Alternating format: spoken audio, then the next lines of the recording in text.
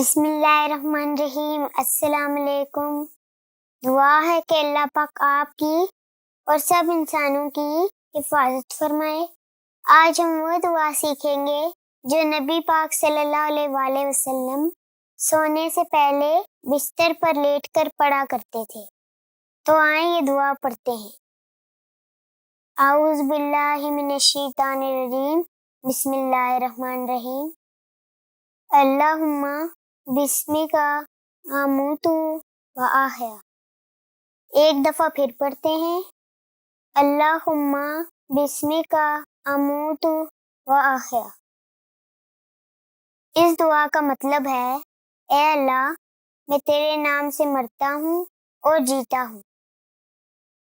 یہ بہت چھوٹی سی دعا ہے۔